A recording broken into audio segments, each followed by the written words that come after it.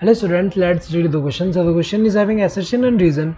We have to select the correct option regarding this assertion and reason whether these are correct or not. Assertion is when plant cells undergo endoosmosis, they swell but do not burst.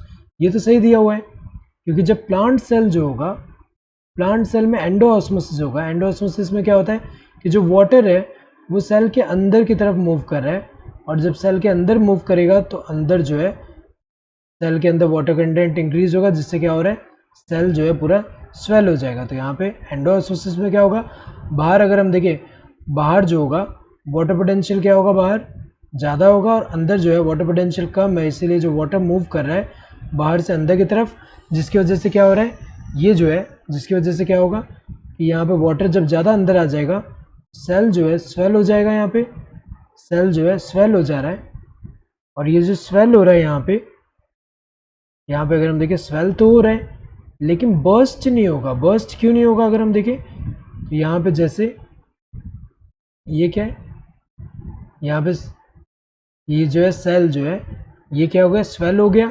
लेकिन यहाँ पे अगर हम देखें तो ये जो है कंटेंट जो होगा इसका साइटोप्लाज्मिक कंटेंट जो है ये वॉल पे टर्गर प्रेशर जनरेट करेगा. सो यहाँ पे क्या हो रहा है, टर्गर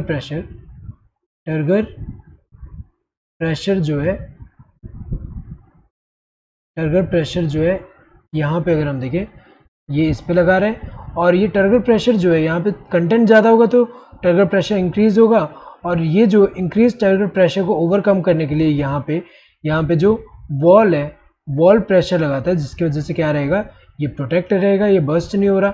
सो ये तो सही दिया हुआ है कि जब प्लांट सेल जो है उसमें एंडोऑस्मोसिस होगा तो वो स्वेल हो जाएगा लेकिन बर्स्ट नहीं होता. सही है. रीज़न क्या है, in order to overcome increase turgor pressure the rigid cell wall applies equal and opposite pressure. ये तो सही दिया हुआ है कि ये जो इंक्रीज टर्गर प्रेशर है इसको ओवरकम करने के लिए जो वॉल है, जो रिजिड वॉल है, वो क्या जनरेट करेगा, यहाँ पे इक्वल एंड अपोजिट प्रेशर इस पे लगाएगा.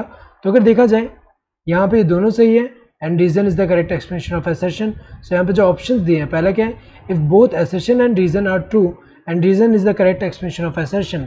सो ये तो सही दिया हुआ है. सो जब दोनों सही हो और reason correct explanation of assertion का, तो ये जो है ये पहला वाला आएगा. Then if both assertion and reason are true but reason is not the correct explanation of assertion. ये तो गलत है क्योंकि अगर हम देखें ये तब सिलेक्ट करना है जब दोनों ट्रू है एंड रीजन जो है करेक्ट एक्सप्लेनेशन ना हो assertion का, जबकि यहाँ तो करेक्ट एक्सप्लेनेशन है assertion का. If assertion is true but reason is false, ये तो गलत है क्योंकि अगर हम देखें ये सिलेक्ट कब करना है, जब रीजन जो है फॉल्स होना चाहिए, assertion ट्रू होना चाहिए, जबकि रीजन यहाँ पे ट्रू है, तो गलत है. If both assertion and reason are false, ये तो गलत है, ये तब चूज करना है जब दोनों फॉल्स हो, जबकि ये दोनों ट्रू है. So correct answer would be this first one. Hope you understood the question. Thank you.